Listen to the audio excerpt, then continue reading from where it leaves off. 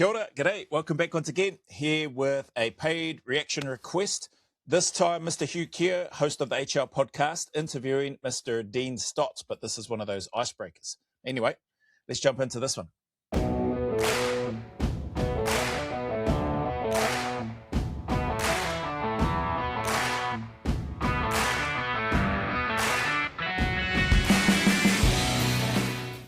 Hello, welcome back to H Hour. This is the icebreaker with Dean Stott. If you are new to H Hour and you're here because Dean has brought you here, you want to see another podcast, another interview, hear what Dean has been up to recently and not so recently, then be aware this icebreaker is a 20-minute short. Basically, I'm going to be asking Dean questions which have been submitted by H Hour patrons specifically for Dean in advance of this podcast. And it's going to roll straight into a second episode with Dean, which will be a full podcast. So sit tight for this 20 minutes. It's going to be good fun and a good lead into the full podcast. But make sure when this icebreaker ends, you let the podcast app or YouTube roll straight into the next episode and get the full H-hour chat with Mr. Dean Stott MBE. Mr. Dean Stott MBE these days.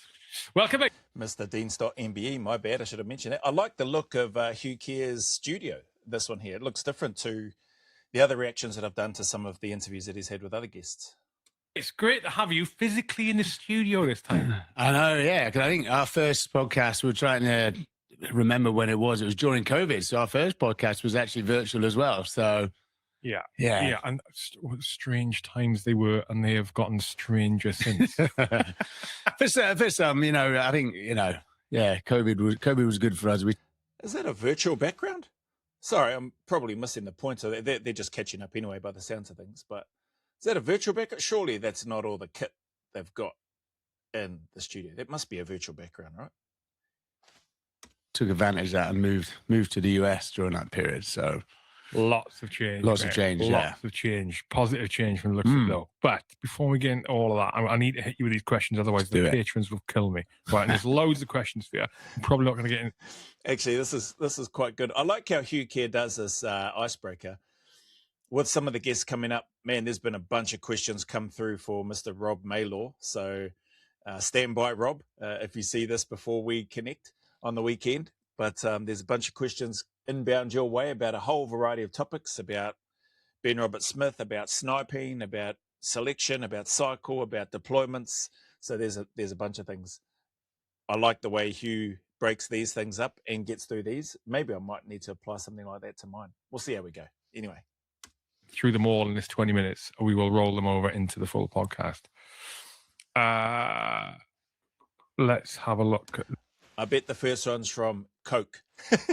This. So, first question is, I did warn you off air that some of these can be a bit perfect.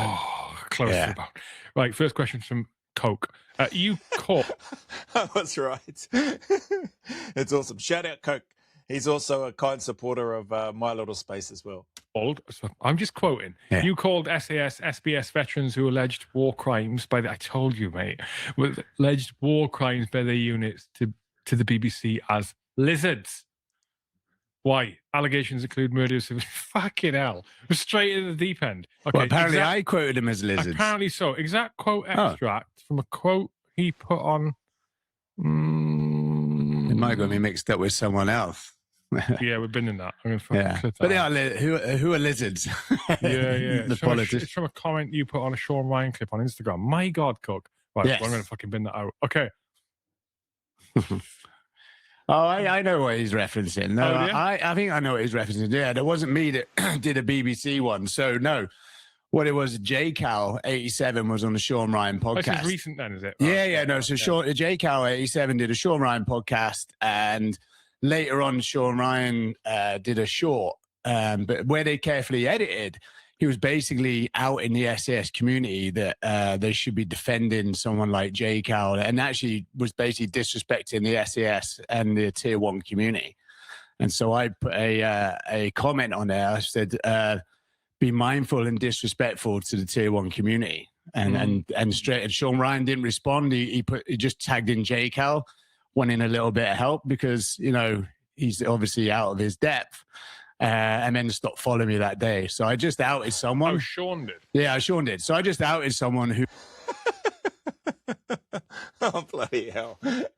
So I can't recall the question, the first question from Coke exactly, but something along the lines of, I think Coke might have been suggesting that Dean Stott was calling the people that are making these allegations against SAS and SBS operators for war crimes lizards, but it turns out that's not what Dean Stott said at all. MBE, Dean Stott MBE. Turns out it's, and I think I've seen a clip of Sean Ryan saying something about, you know what their motto is?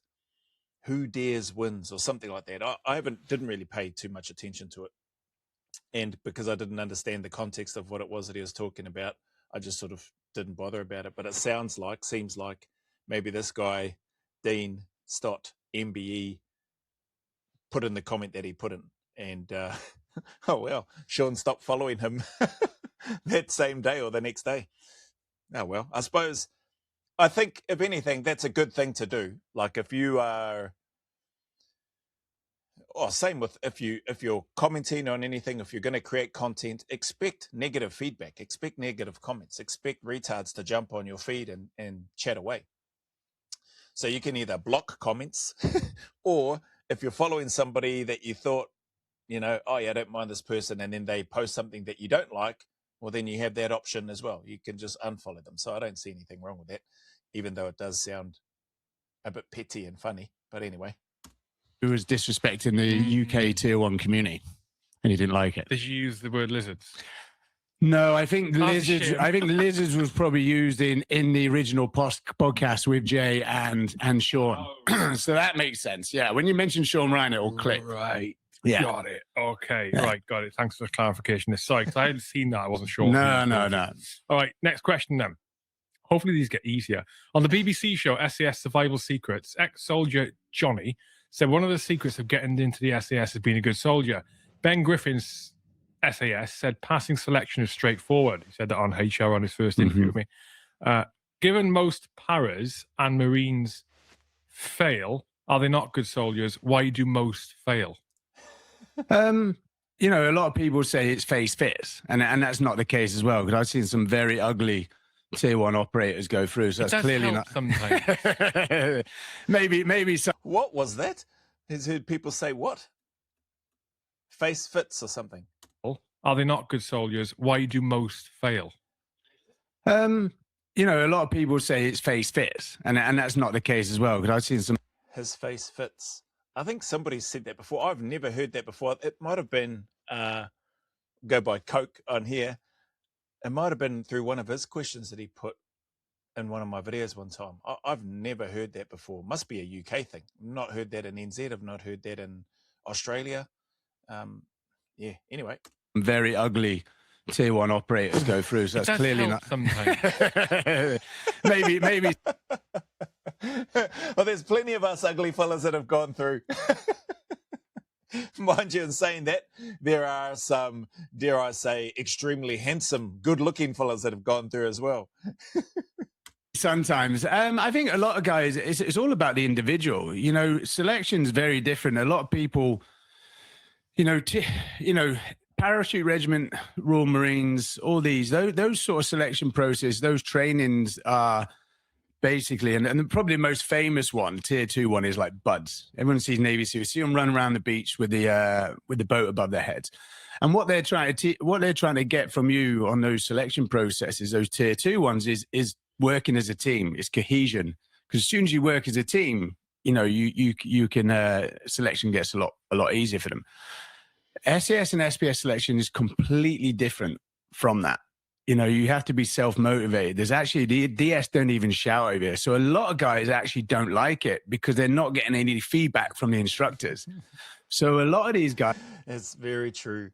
And I guess to the point he's probably going to get to it, it's not that the para-reg guys and or the Royal Marine Commando guys aren't good soldiers, in my opinion.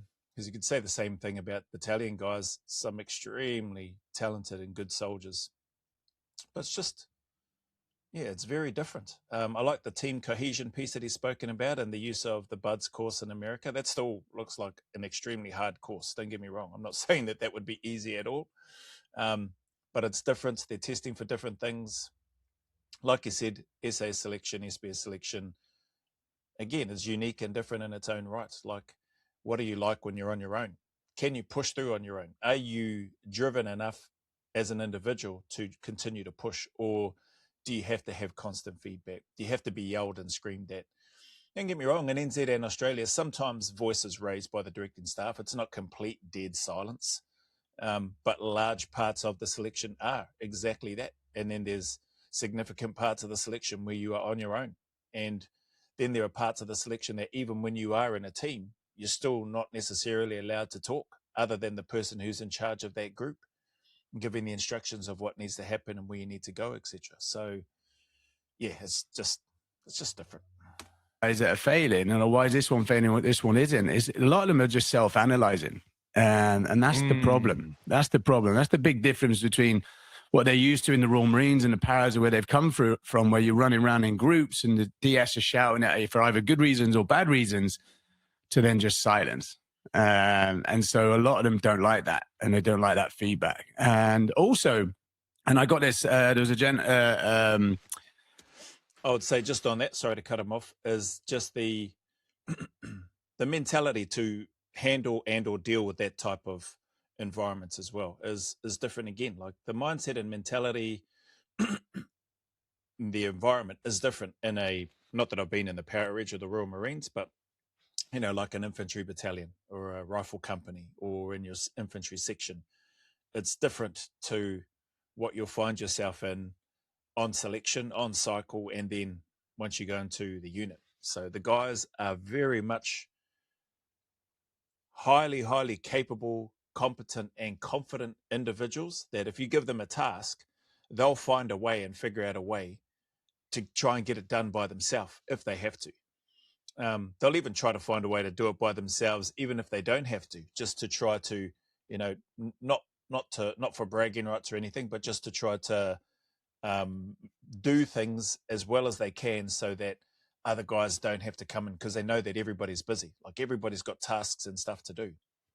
Sometimes some of those tasks require, you know, at least another person or maybe a few people to get that done. And so where that needs to happen, you let that happen. But the guys are just, I don't know if I'm explaining it very well, but they'll look to try to do those things by themselves for the benefit of, that's probably the easiest way for me to describe it.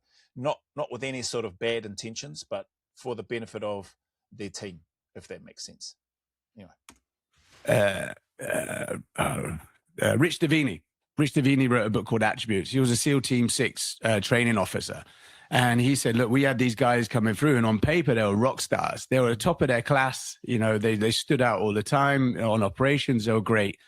But then when they went on their selection process, now they're alongside other like-minded individuals who are also equally as good, if not better. They're no longer at the front of the class, and they're in the middle of the class or the bottom third. And how do they deal with that situation change? And so there are a lot of things. And so what they did, the SEAL Team 6, is they changed their selection process. Just on that, I love what he's shared there, because that's not saying don't worry about how good of a soldier you are or not. Like, try and be as good of a soldier as you can be before going on selection. I would always encourage that. Hence why I mentioned infantry is definitely a good pathway, I believe anyway, because of my bias. But you don't have to be the best soldier. You don't have to be the blinking gun navigator, the gunner, the top of the class gunner. You don't have to be the blinking top soldier, or whatever the case might be. Whatever the things you have in your head about what you think it takes to pass selection, the main part for me, if I was to boil it all down to one thing, is just your own personal drive, desire, will, determination, willingness to suffer. Those sorts of things, those words all sort of bundled into the same thing. Your determination to make it into the unit, in my opinion, is the overarching point, or if I was to boil it back to one thing. Because if your overwhelming desire, determination to get into the unit is there, well, then you're going to put in all the training that you need to. You're going to try to get better at your skills. You're going to accept that there's always somebody bigger, better, faster, stronger, more capable than you as a soldier. And you will stay in the fight and continue to turn up and push every day regardless. Like, you'll take care of all the things that are within your control. Physical preparation, part of that physical preparation, if you are doing hard stuff, that's going to impact your mind. Getting up before work, putting in a big shift at work, getting out and going again after work, coming back late at night, trying to get yourself cleaned up and get some rest, and then getting up and repeating and doing that again and again and again, day after day, week after week, month after month, etc., in the lead up to selection. That can't help but have mental benefits to you as an individual when it comes time to go on selection. You're gonna not be very good in PT when you're rocking up for work if you're having that sort of extracurricular activity and that mindset guided by or governed by that determination and desire to get into the unit. That's what I would boil it down to, because you're going to take care of all of those other things. And if you are used to getting smacked at PT and not being up the front, if you're used to not being the best soldier, when it comes time to selection, maybe, just maybe, if they can see that you are trainable, if they can see that their strong drive and desire is there, I can't help but think that that plays into a person's advantage.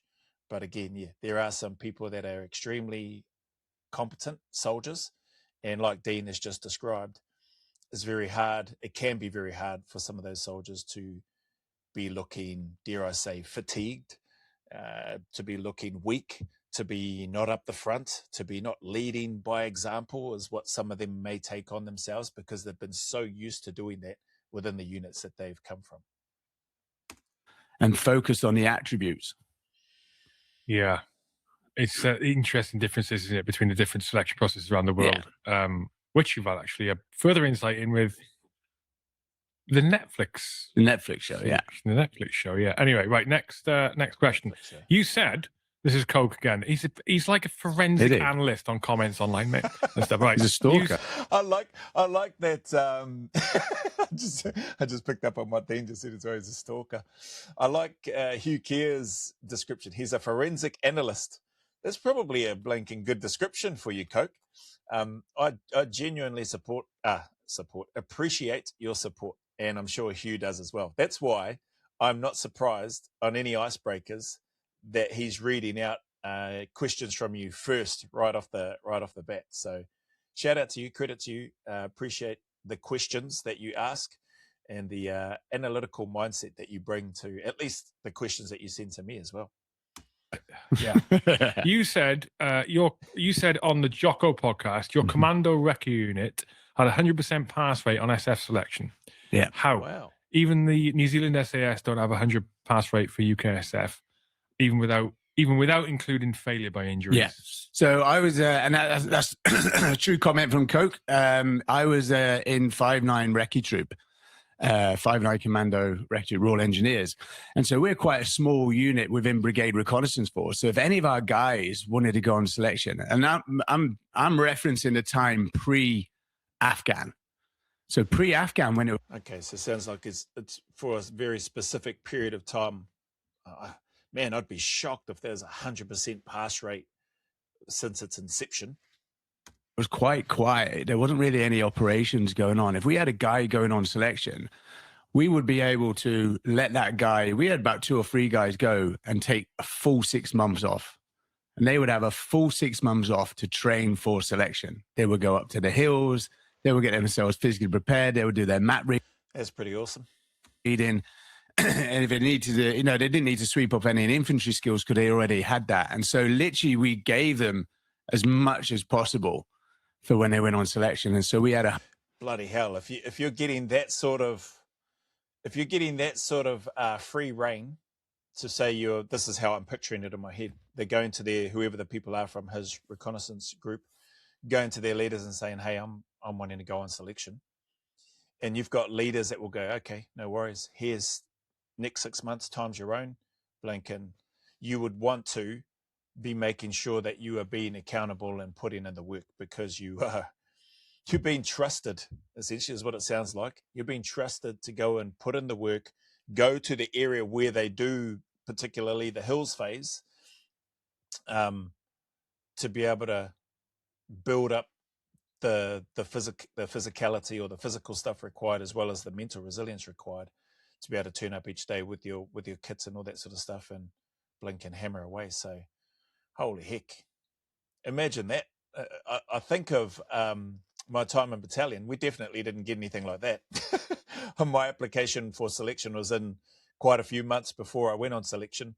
There definitely was no, have the next 6 months off and just go and train and prepare and come out on the exercises and brush up on your soldiering skills and that sort of thing. It's like, no, you just, you got your full-time job to do, bro. That's, you're here as infantry, so you got your role to do, and that's what you're doing. We're out in the bush, and you didn't get any extra time for yourself to go and during work time to go and do your prep for selection. So that's why I mentioned, you just find a way, you just figure it out, and you make it work as best you can. And that process for me was good from the mental aspect, good from the physical aspect, good from the personal self-doubt aspect, especially when I didn't meet some of the timings that I'd set for myself on the training that I was doing in preparation for selection.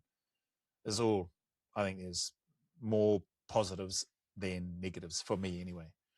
100% pass rate, and it's purely because there was time available. Post 9/11, that all changed completely, as we know, and no one had any downtime after that, because you're either on pre-deployment, on tour, or you're doing something else. So yeah, Well, that's interesting. Like for there, I mean, New Zealand was quite like leading up to Timor, just training. And yeah, again, guys that I knew from battalion that were preparing for selection, there was no, and some very experienced guys. I guess there probably would have been some guys in support company that may have been given a little bit more time potentially. I wouldn't imagine they would have been given. Never heard of anybody in battalion being given 6 months anyway to prepare for selection. So credit to the guys there from Dean Stott's group, MBE, who took advantage of that time, who put in the work and went through and gave a good account of themselves, because you don't want to let your unit down. Like, that would be another big driver as well for those guys. They'd be like, holy heck, I've been given 6 months off. I come from this particular unit, quite a small unit from what Dean Stott MBE is talking about, and they wouldn't want to let them down. So, yeah, you bloody put in the work, all right? So this was true, but it was a period pre 9/11 where we had flexibility to let them go for 6 months prior to selection and train. Yeah, that's good. There's a contrast there with the big units like Power Edge. Yeah, obviously we put a load of people at selection, but also there's less of an, which is weird actually, because the bigger unit, you think they can release more people, as opposed to a smaller unit not being able to release more people for training. When our guys would go for training, we'd be training for selection, and we squeeze it in your weekend sunny gym. Yeah. So, and if you're like basically Colchester or Dover or Aldershot, you're driving 4 or 5 hours on a Friday to get to Brecon or get to some mountain somewhere to do your training on the weekend. Then you're getting back to unit and it was just what Hugh is describing there is what it's like in NZ and Australia. You're not getting 6 months off to just go and train specifically for selection. Like it just, wow, that's awesome. There were some guys, well, even the guys that went over from NZ weren't getting 6 months. I'm sure they would have been put in some training and stuff, but they're still serving. The badge members that I know of that were still serving in the unit here in NZ, like they've still got a job to do. Like something could happen, you end up deploying, then they're going to deploy more than likely. They're going to hold back on going over to do their selection. That's what I imagine would have happened. I don't know if that did happen, but otherwise, I did hear of some of the guys that took leave. So again, it wasn't given to them. The guys from NZ, some of the ones that I know, and it may be applicable for all of them, I'm not sure. But they took leave. They had built up, obviously, a heck of a lot of leave. They put in a leave application requesting that, and they used, I think some guys might have had 2 or 3 months, whereby they used what leave that they could to just focus on their training. And I think some may have, don't quote me on it, but I think some may have flown over to the UK to get to the Brecons, to obviously get the training and stuff in there, which is cool. Definitely wasn't like that when I was preparing for selection in NZ. Like you didn't know where the training ground was. You couldn't just go there and walk the routes and practice across the terrain, which would have been great. These days, I think it's a little different in NZ now. I think those soldiers, Army, Navy, Air Force, New Zealand Air Force, but you know what I mean. I think those that are wanting to go on selection probably, I want to say, do have access, but there's quite a process in terms of application and safety plans and timings, coordination. Like if there's bookings of those particular areas within the Waiuru training area, then candidates can't get in there. So it's not a given, it's not a guarantee, but where people can, I guess they go through their hierarchy and look to try to get to that particular training area if they can. Yeah. There's advantages to that. Yeah, and we were based as well. Massive advantages to that. Like, seriously, like I if I had been given 6 months to think, I probably would have been prepared for selection. It probably wouldn't have taken me as long. In saying that, I'm glad that I used the whole time, like nearly a year, probably the better part of 10 to 11 months of physical and mental preparation before selection. The mental aspect, when I talk about that, it wasn't like I was meditating or doing yoga or any blink and anything like that. The mental prep came for me through the hard work and the grind of getting up each day and getting in the pool, then doing the running, then doing the day's work, then putting the pack on, and then rinsing and repeating that basically every day. I was training 7 days a week for me. And then not every session a smash session. So even I was had somewhat of two brain cells to rub together to realize that wasn't going to be good and that wouldn't work. But I did something and was training every day. And most of those sessions during the week were pretty hard for me, especially when I was increasing the weight by 2.5 kilos in my pack each week. Doesn't sound like much, but your pack gets pretty heavy by the time you're nearing the end of your very heavy, or the what I consider the heavy work phase. We were based in North Devon, and so fitness wise, for the map reading, for the navigating, and being able to understand the routes, you need to go to Brecon. But actually, for the fitness, we had the North Devon coastal path, which was brutal. Yeah, brutal. Okay, great. So next question from Coke. In the documentary, SAS The Real Story, John McAleese, who served mid-70s to early 90s, says how they'd shoot targets with live rounds next to each other's heads. According to online info, politicians, royal family would be next to the targets when live rounds were shot during demonstrations. Chris Fetts, ex-SEAL Team 6, said this was stupid.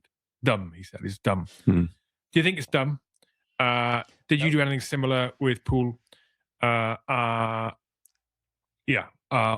have you experienced anything like that? I think Coke has asked me this question as well. Personally, I don't think it's dumb. Secondly, what we did in some of those situations, and where I was first person through and shooting the head target right next to, basically it was our troop commander, so the officer. We had a whole bunch of, dare I say, VIPs, let's call them VIPs, come through into the Keir House in Australia.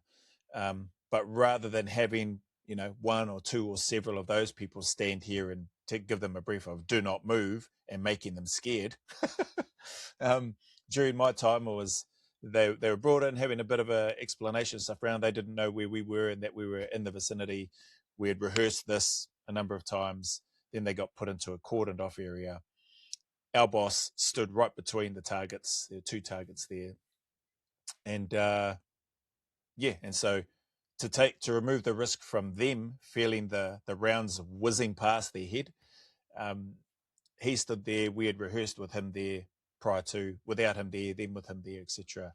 I was one of the new guys in our team at that time, but trusted, and that was a big deal to me. So I was trusted to be not only the first person through the door, but the first person get rounds on target. And then one of the other guys come through in the team, like just a privilege to be a part of that team, a very experienced team that I was a part of. And here they were trusting me as, at that time, the newest member within the team, to be a part of that. So I've done that and other multiple times and stuff as well, different scenarios. That one stands out because that was my first time doing that for me personally. but I don't think it's dumb at all. I think, if anything, for me personally, it really helped for me ingrain the importance of identifying the target, like breaking into the room as smoothly as you can, quickly identifying the target, and friendly, and getting rounds on target as quickly and as accurately as you can. And I think for me and probably the other guys that would have had experience doing it as well. So the other guys, they didn't put me there because they didn't want to do it.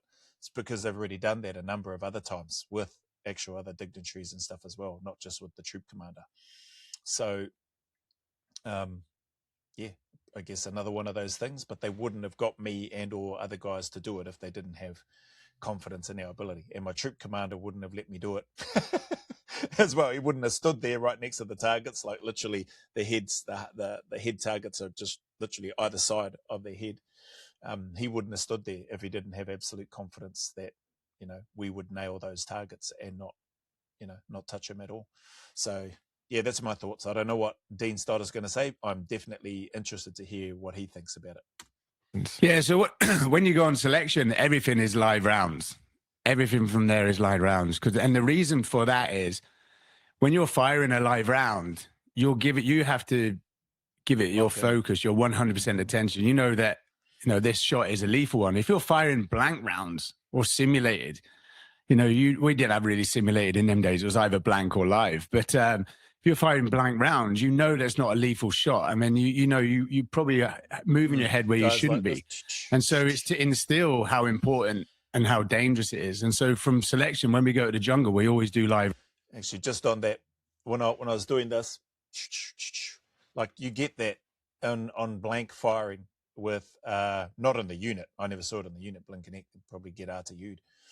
But you see that, I saw that in battalion. Like on exercises, you're doing assaults forward, you're looking to, there's a fire line there looking to put down suppressing fire where your other group moves around to a flanking position and they start coming in to do a conventional type attack on an enemy position.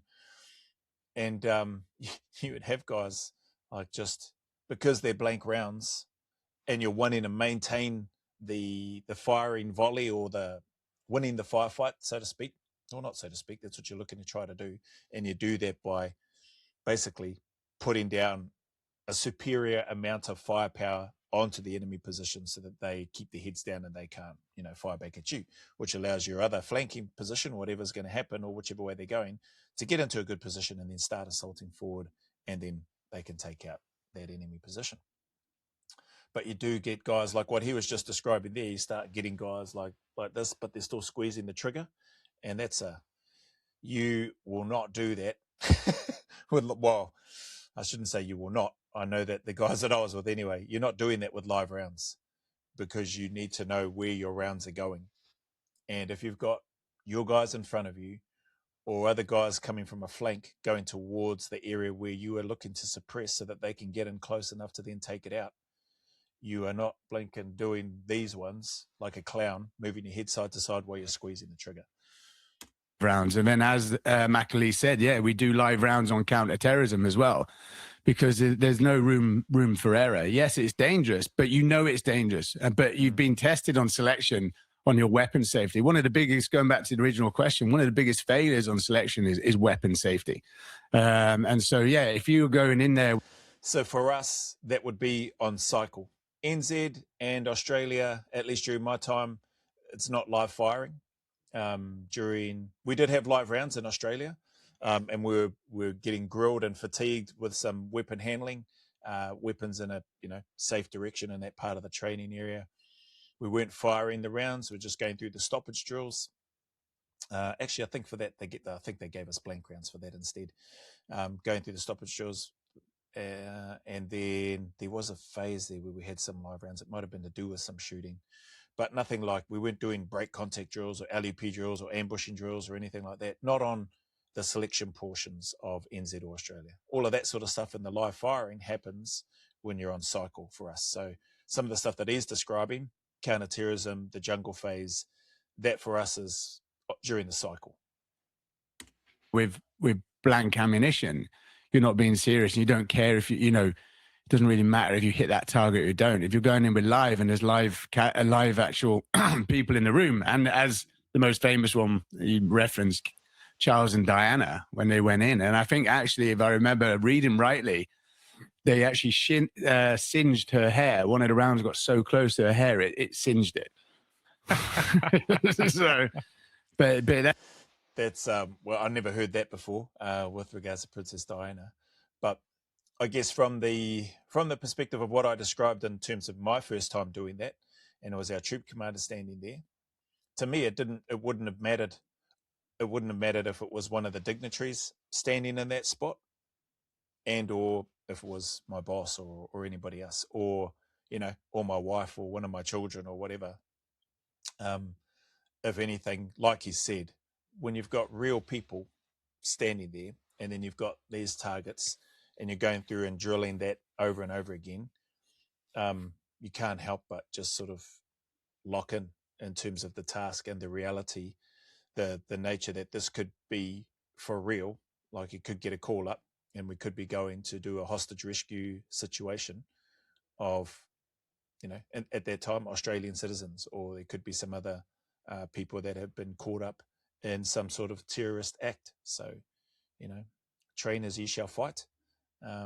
Fight as ye shall train. Maybe not always the case in terms of training as ye shall fight, because there are certain things that you just can't and don't replicate. I.e., we don't go jumping on a two-way range with live rounds with the guys that we are members of the unit with, even our enemy party. We don't use live rounds against a live human enemy party acting in an enemy type fashion, and they are not given live rounds to shoot back at us. But you do as much as you can.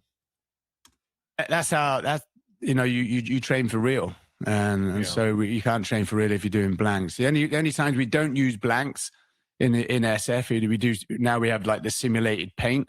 Is more when we're offshore doing the oil rigs, just purely because of safety. Yeah.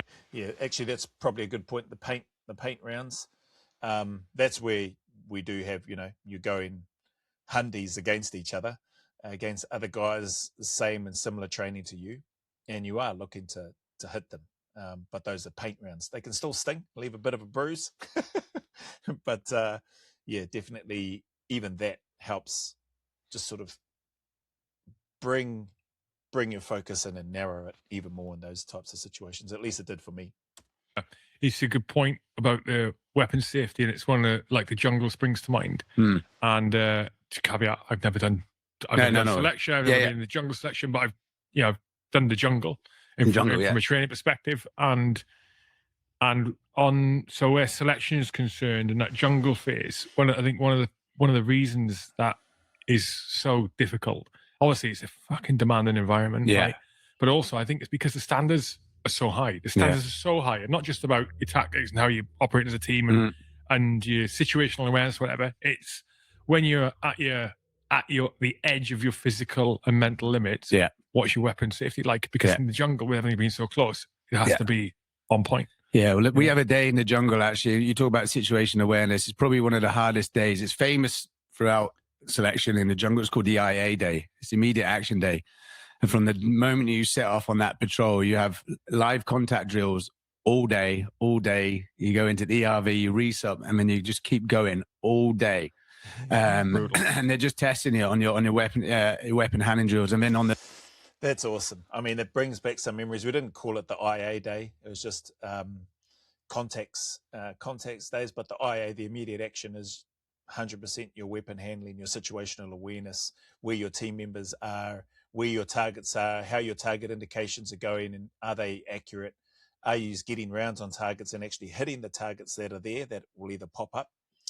Are you responding quickly enough to those? Or are you like the target pops up and because you're so fatigued, tired, sweaty, and been doing contact after contact, drill after drill, are your reactions starting to slow down and fade? Which naturally they will, but you're not given there's not it has to be within this amount of time when the target pops up before you engage it. You don't know any of that, but the directing staff are fresh, right? and they're watching, and you got eyes all around, because there's safety aspects to it. They're still looking out for for us as candidates with each other on the cycle portion before you get into the unit. And so there's a lot of responsibility and risk sitting on the directing staff shoulders. Equally, there's a lot sitting on you as a candidate who's looking to get in there, because you are drained, because you're tired. It's not like they're getting you to do it when you're fresh. So, and that's intentional. So that in and of itself increases the risk and the potential for something bad to happen. But again, to his point, and those live rounds and people standing between live targets, you know that.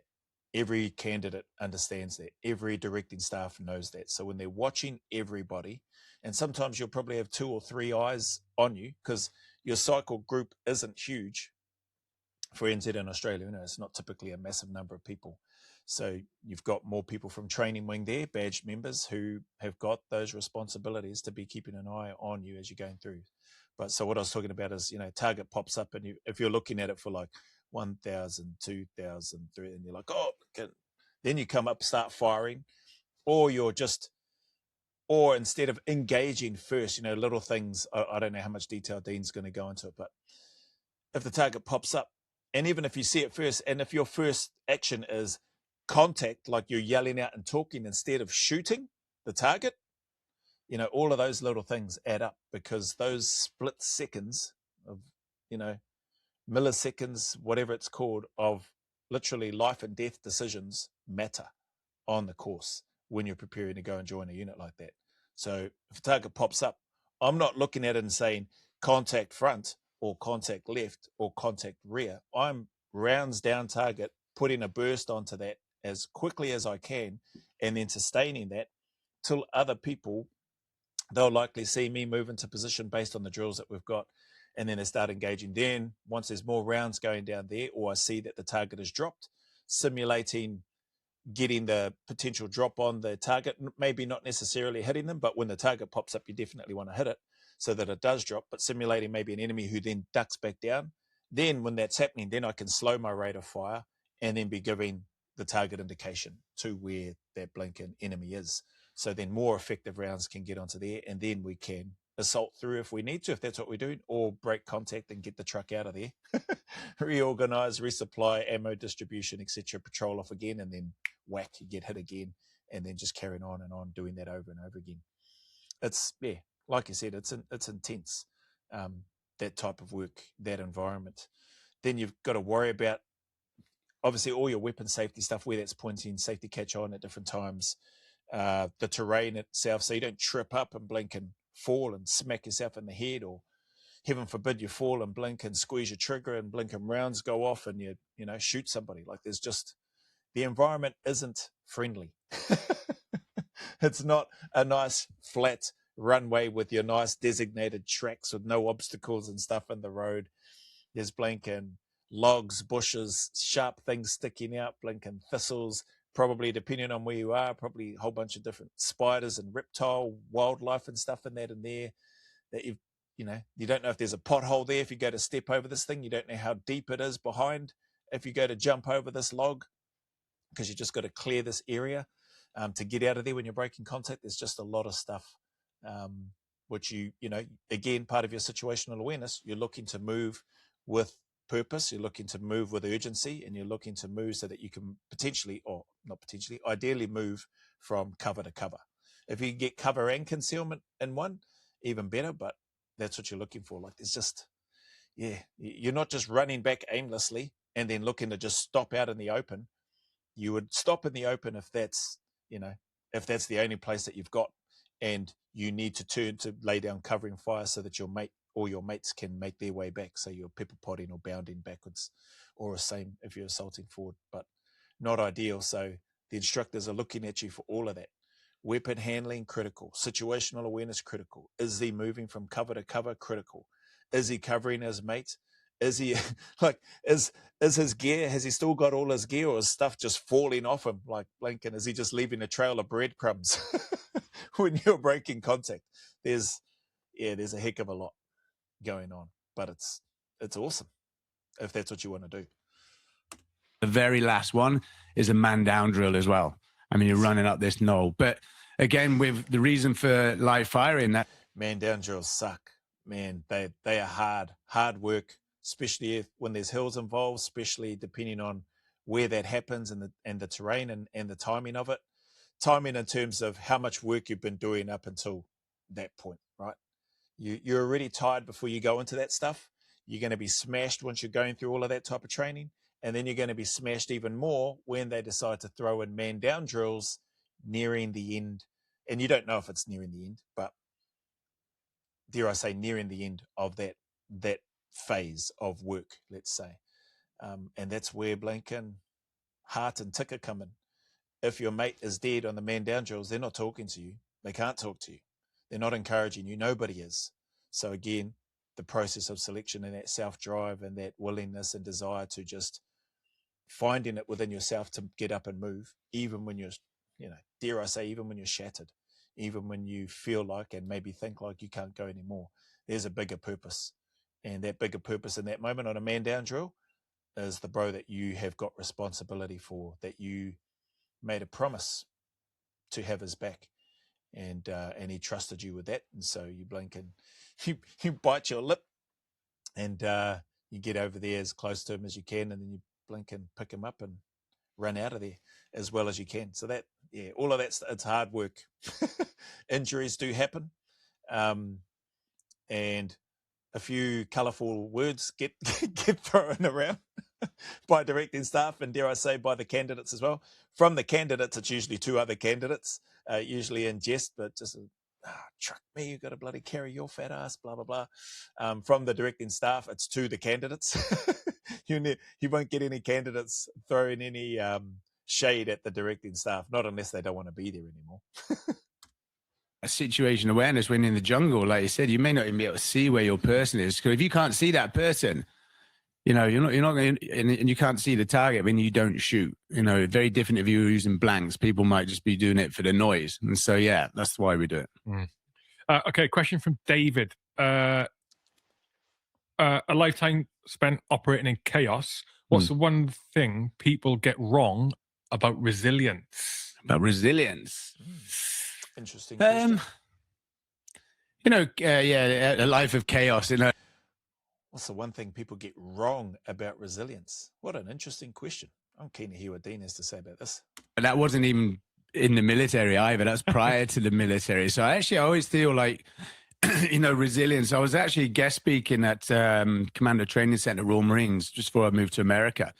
And they're like, we got pulled aside by, the commanding officer and a couple of the training team that I knew. And they're like, Dean, how do we train resilience with these guys? And I said, look, we're in a different... That's a different question. I think, how do you train resilience and get them to do hard SHIT? Like, do hard work. There's my opinion, for what it's worth. I don't think there's any substitute for building resilience in an individual or individuals and or in a team or in a group than putting them through hard things. Do hard work. Do hard training sessions. Do boring, mundane, repetitive looking tasks. Do the SHIT that other people don't want to do and or are not willing to do, and do it repetitively. Like that to me builds a massive amount of resilience. Doing things that you don't want to do, but you do it anyway. Doing things that are physically challenging, demanding, and hard. That those two things combined builds a level of mental resilience, in my opinion and in my experience, that will see anybody right going forward, looking to, take on whatever it is that they're doing, whether it's starting a business, whether it's joining the military, whether it's working through relationship challenges and that sort of thing.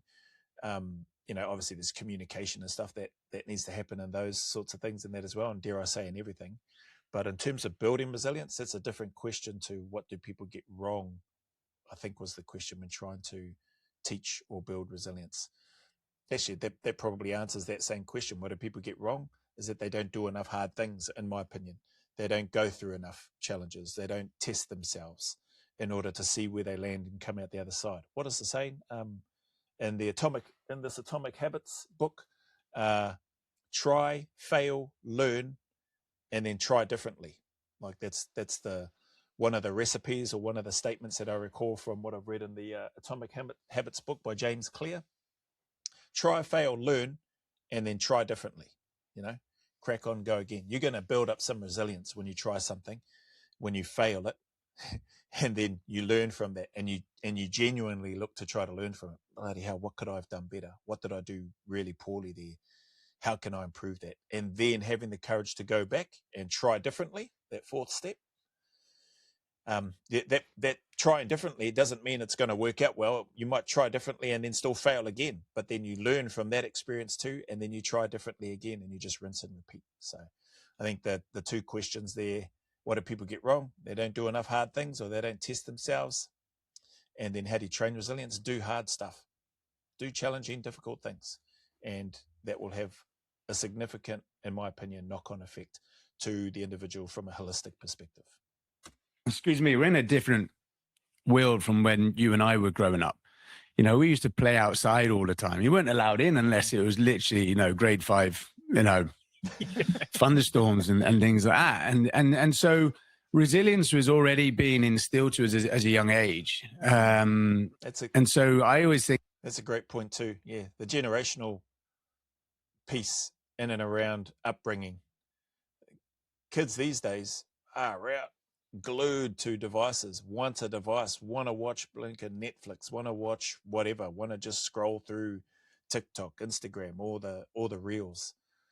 Like, it's just, extremely different to the time here where he grew up, and obviously we must be similar sort of age, I would imagine. That resilience is prior to you joining the military. The military then will make you more resilient, but I get a lot of questions: is it nature or nurture? And I think it's an element of both. But nowadays, and I'm not taking away from the younger generation, because these guys are just as tough, but probably some of them are less resilient when they come to the camp gates. But I always say, one of my phrases, that's an interesting perspective from Dean Stott there. Some of them may be less resilient. It's just interesting. I find that stands out to me, because catching up with Nick Caldwell over there, ex-SASR friend of mine, he spoke when I was over there recently, when my wife and I went over for our nephew's wedding. He spoke about how he believes that the people coming through, the generation coming through after him and I, after our generation, are even more capable. So that was pretty cool to hear from his perspective. Like, he has quite a bit to do. Him and his team have quite a bit to do, and helping and preparing people for selection over in Australia, which is great. And so they've got some real runs on the board with that. And also they've got it backed up with some scientific stuff in that as well, in terms of the approach. And so hearing him give that perspective, and then hearing Dean's take here, like, I wouldn't be surprised if people were less resilient than our generation that went through. But are they less capable of doing the job? I don't think that's the case. I think if they've managed to get through there, and they've shown the drive and the desire and the ability to learn, so that aptitude aspect of it, and the intelligence, etc. of it. Not that you need to be a rocket scientist, but people will know what I mean. Like, that ability to be able to take on board all that information in a very short period of time and then apply it effectively. I wouldn't suspect, or I wouldn't say that they are less capable. Dare I say they're probably even more capable. I would say the type of shooting that takes place now, based on years and years of global war on terror deployments and situations that they found themselves in, there's probably so many other aspects and facets to the shooting now. Weapon setups, scoping and sighting system setups, in terms of positioning a weapon from traditional straight up and down to then around, turning it because you're looking to come around and negotiate a corner or whatever the space might be. Like, and then having the sighting systems adjusted so that you can, when you tilt it, you still know where your rounds are going to land. You know what I mean? So it's just, I would say there's been some significant changes, to say the least. There'd probably be a lot of still a lot of the core fundamentals the same, I would imagine, but there's definitely like a heck of a lot more to consider in terms of how operators in the SF space, SF environment are training and or how they are implementing and operating these days based on lessons learned, you know. Can't be experienced without experiences. And so everyone's very different. You know, how does that person react in a certain situation compared to that person? You know, you hear the fight, flight, and freeze. You know, I'm at my most calm in chaos. I get more upset when I'm back in the Western world and people are arguing or beeping their horn. That gets me. Whereas other people, it wouldn't even bother them. But something like, you know, Libya or Sudan or Afghan might be an issue for them. Yeah, I know what you mean. Okay, question 2. You talk a lot about excellence. This is from David again. Yeah. So he's saying, be honest, Dean. Is there ever a point where good enough is actually good enough as opposed to perfect or excellent? Or does that phrase, good enough, make you uncomfortable? I think, no, good enough is good. You know, for me is as long as you're comfortable. I'd agree with what he's saying too. I don't know the full context of this guy Dave's question, but who's to say excellent or that's like elite or whatever? Who's to say that to somebody else that might just be good enough? You know what I mean? And then again, who's to say that somebody's good enough is somebody else's excellent or elite or whatever the words are. So I think it's on the individual and a matter of perspective from that regard, in my opinion. But also, if the saying, dare I say, quote unquote, good enough gets the job done or achieves the mission or achieves the task that you're meant to do, then I think that's 100% okay. That is purely then, like if you've achieved the mission and people look at it and might say, oh, that was good enough, like that's their opinion. Other people might think, like I said, they might think that was the best, absolute best we could have done. That was excellence. That was this, that, and the other. But when you're talking about, and if you've achieved something, and you might potentially just look at it and say, oh, that was, you know, it was good enough then, but we need to do better. I think that's where, at least in my experience in that SF space, that's where some of the differences are, because they're constantly looking at how they can get better. They're not satisfied. Like you could go out and complete a job and a mission. And I've been fortunate to be part of a team whilst in the regiment in Australia, deployed on operations where we managed to achieve a lot of success, dare I say, mission after mission, task after task whilst out. We didn't find any weapons of mass destruction, so that part was a big failure, but that wasn't on us. That was because nobody found any. And potentially the drone footage of these WMDs, which was being presented to the world, who knows, maybe they were made up. But the missions and the jobs and the tasks that we were tasked with doing and going out and securing that area whilst looking for WMDs, then looking to destroy them, we came across a whole bunch of other things which we were able to, I guess, interdict and then respond and react to. They were, if I was to just be very blunt about it, they were good enough. Could we have done them better? 100%. We likely could have done a whole bunch of things better. But they were good enough in those moments for us to get through and get out of those situations and or take the advantage, you know, get the upper hand. So hopefully that makes sense. But the unit, it's probably, if there was if people were to look at, I don't know if you'd find it, call it a criticism, but some people might. If there was to be a criticism of the unit, some people might say, why do they dwell so much on the things that they did wrong? Why don't they, you know, celebrate the things that they did right? Because we know, and this is just my take, because they know, because we know that focusing on those things that we could have done and gotten a little bit better, and we can ingrain that into us and into the next lot of people that may be going into those areas before they go there the next time, could mean the difference between, again, life and death. And so having that focus and that approach on what can we improve, and it's not about beating, the guys aren't sitting around blinking, beating each other up, just saying, oh, that was rubbish, that was this, that, and the other, and being super negative. That's not it at all.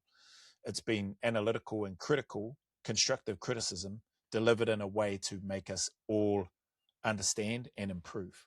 And if we feel that something was good or okay, it's okay to acknowledge that and explain why that is. If we feel, similarly, if we feel that something was not as good as what it could have been, put forward your rationale and explain that as well, and help the rest of the group understand your lens and your picture, your perspective of where you're coming from, so that we can all either buy into that, and or we can then have that, what do they say, courageous conversation. We can just hash it out and go, what? No, actually, I don't agree with that, bro.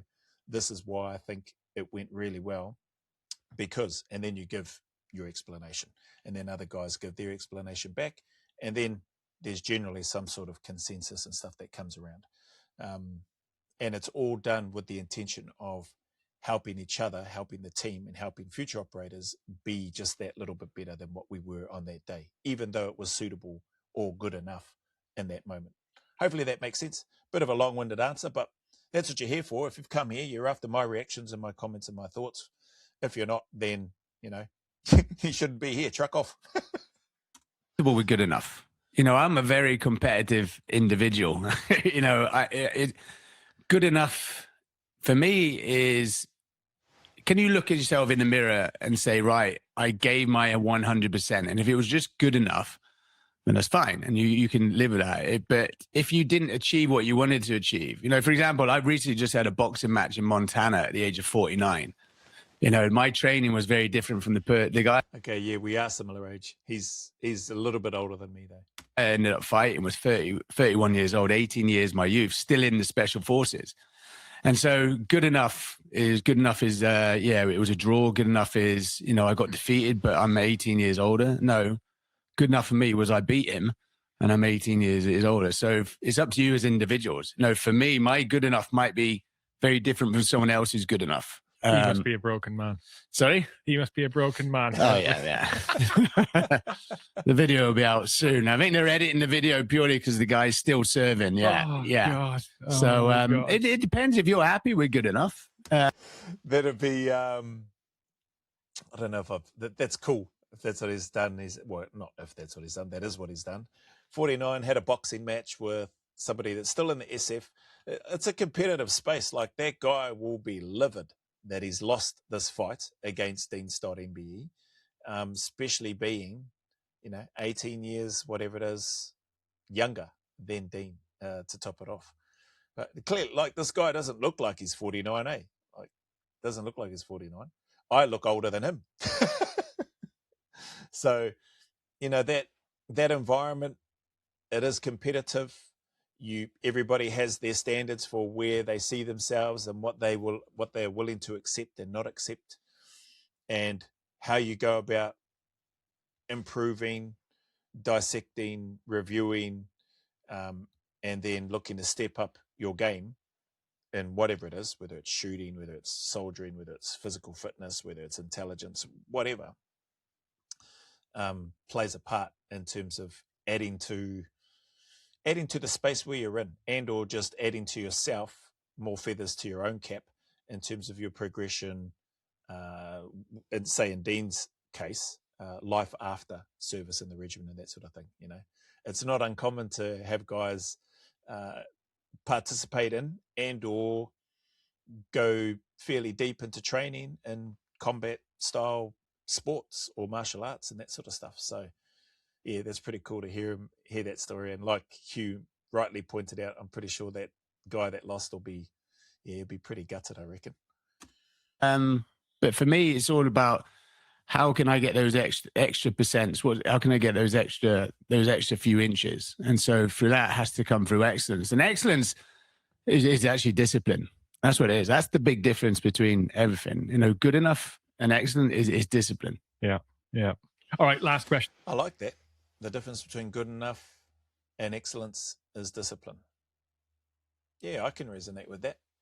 Being disciplined and consistent with the things that you're doing. Whether that's his mindset, like you said, he's more comfortable in chaos when things are going bang around, bullets are shooting past. Because I think in that sense, especially if you've been in that environment, and especially if you've trained in a unit that Lincoln specializes in working in those types of environments, the guys are, and from what I saw, were calm. You just go through. It's just, this is what you trained for. This is what you volunteered for. This is what you put up your hand and went through everything that you went through because you said, I'm willing to do this, and I feel like I'm capable and competent enough to do this. You don't actually know until you're in it. And then again, each situation or contact is different.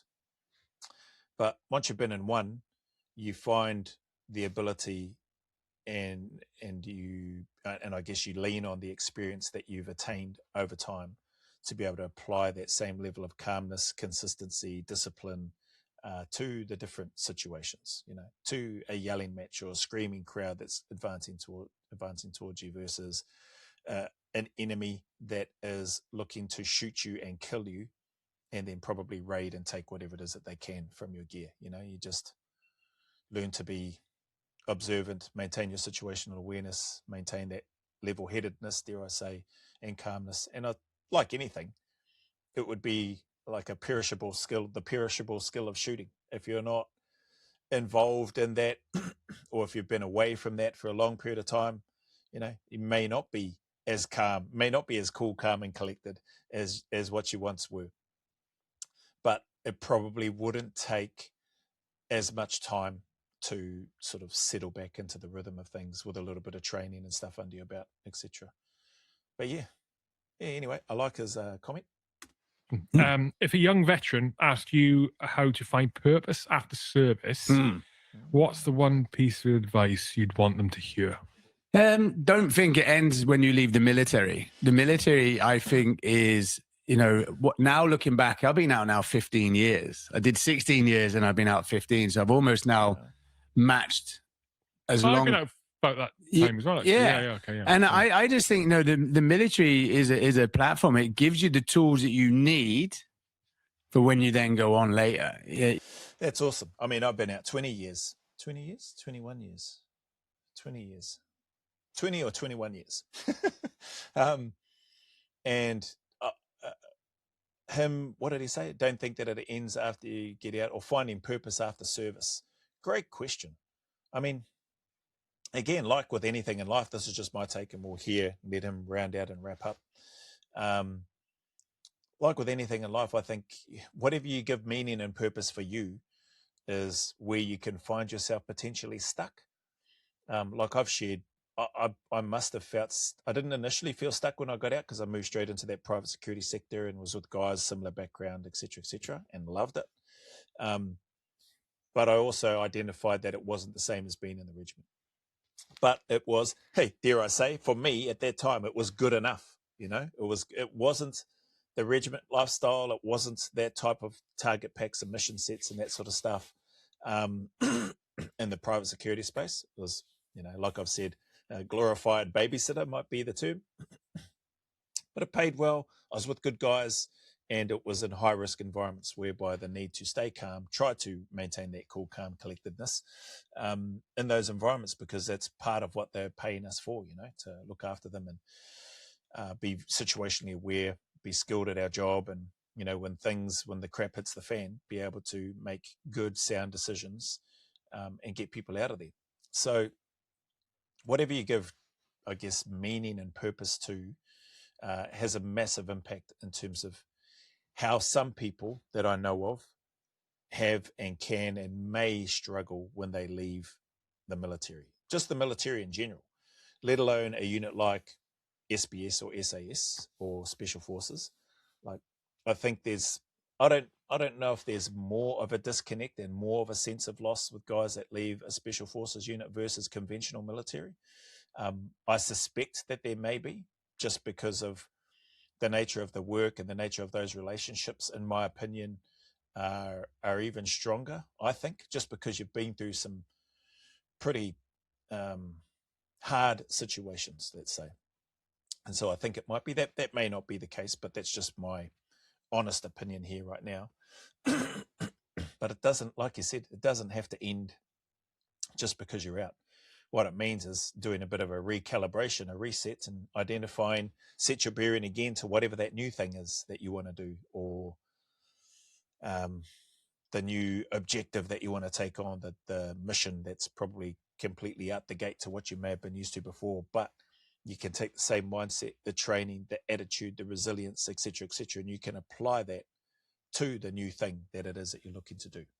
i.e. being a YouTuber, trying to be a YouTuber, or creating your own small business, or going big and creating your own large business, learning new things, getting qualifications, going to university, different challenges to what somebody may have had from an SF background or whatever, but nonetheless an opportunity to test yourself, to step outside your comfort zone, take a leap of faith, to learn, to try, to fail, to learn, and then try differently, and just rinse and repeat that stuff over and over again.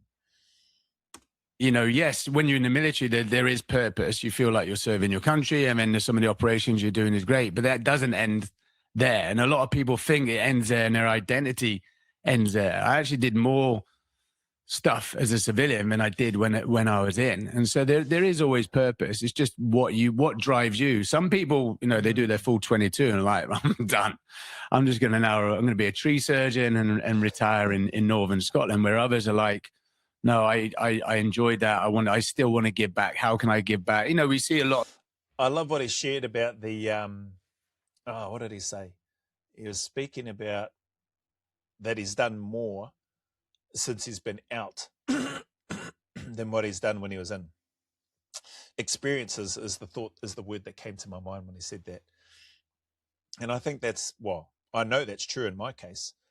I never would have thought I'd be in training and assessing and oil and gas and mining and construction. Never would have thought I'd be teaching and coaching, leadership and health and safety. Never thought I'd be working with professional athletes and doing some team building and resiliency and leadership stuff. Never would have thought I'd be working with youth at risk.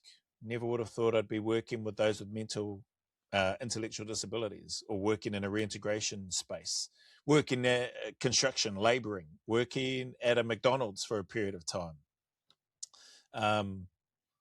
working for a food manufacturing place. Never would have thought that I would have been contracting and working for myself and having the freedom that I had whilst I was over there in Perth in Australia as well.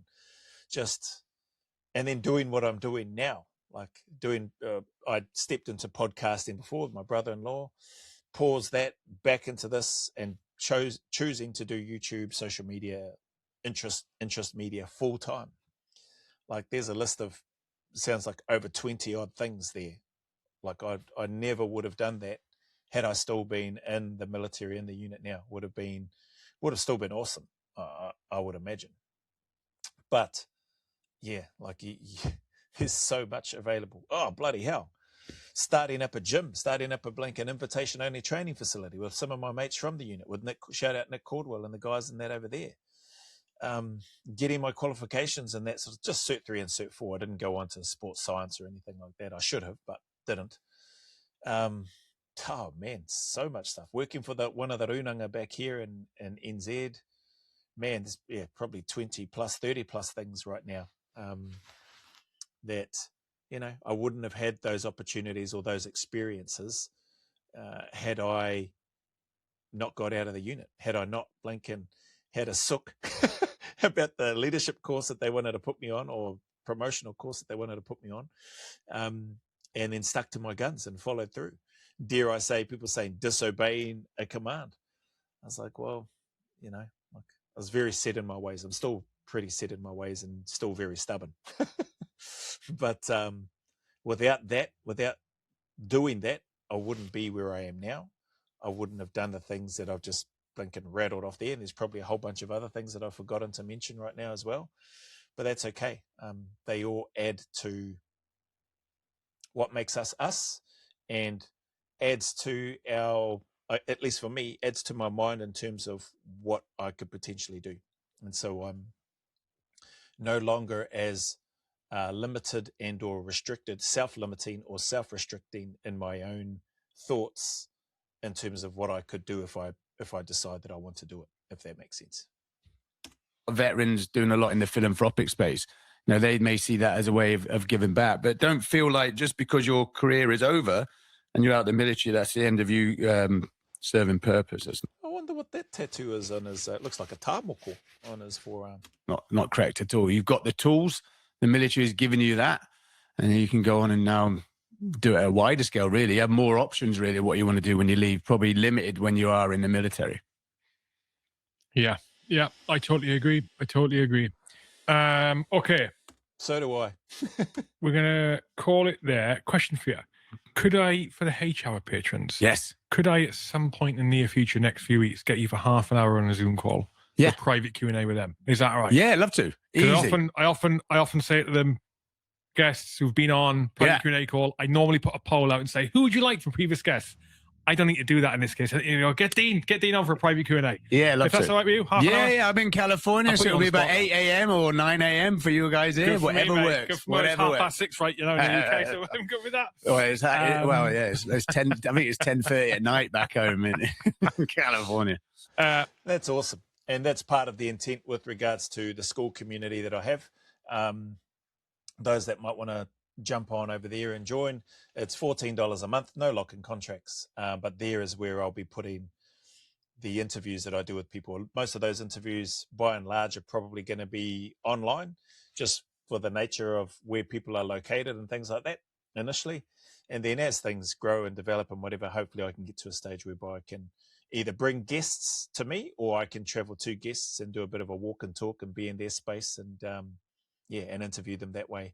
But again, that stuff's going to be in the school community. Reaction videos like this are just obviously here on YouTube, as well as other reactions where I may be a little bit more descriptive, let's say, or colourful. Colourful is probably the word, where I may be a little bit more colourful in my language, or over there in the Speak Before You Think school community. So if you want to check that out, I'll put a link in the description of this video underneath the HR podcast and the original link to this particular interview, so people can go and watch it without my interjections or interruptions. So anyway, I think that looks like that's it. I will just see if they talk about anything else, but I like how he brings, how he invites his guests to come on a Zoom call and have a live interaction with his patron members. So that's part of what school is as well, to give the community members there an opportunity to jump in and ask some questions. I think 30 minutes, I like the sound of that. And I've already spoken with some of my guests and stuff around that. So we'll see how we go moving forward. Right, cool. So thanks for watching Icebreaker. Don't forget, it's going to roll into the full podcast. If you want to see the list of future guests and submit questions for future guests for H-Hour, become a patron of the podcast. The link is in the blurb. And that's it. Catch you in the full podcast with Dean. Let's take a pause. I need a little voice room, mate. There you go. I just wanted to hear that and let him get out his part in regards to the work that he does with his channel, so that people can look at taking him up on his offer, join his Patreon membership, and continue to support the work that Hugh Keir does in the HR podcast. For me, like I said, mine's the school community. Speak Before You Think. That's an uncensored, unfiltered environment whereby people can say what they feel, whether they agree with me or not. Nobody's getting blocked or censored. Put up whatever posts you want, put up whatever links you want. Have your say. You can join in on the lives. There's a whole bunch of stuff in there. There's a heck of a lot of stuff in there. So if anybody does decide and or choose and or is wanting to join, you can jump on in there and check it out. So anyway, that's it from me. I enjoyed this. Mr. Dean Stott MBE. Great to hear his take and his perspective in this icebreaker. And that was only 20 minutes. That took me like an hour and nearly 20 minutes. But, that's part of why these requests come through, right? That's how I take it anyway. People want my reaction. They want my thoughts, my perspectives. So I'm going to give them as well as I can. If you don't like it, well then, too bad. If you are here for it, well then you've got, over an hour's longer or worth of me yapping away, as opposed to just the 20 minutes of this icebreaker with Hugh Keir and Mr. Dean Stott MBE. So, again, appreciate your time and support. Look after yourselves, and you will see me on the next one.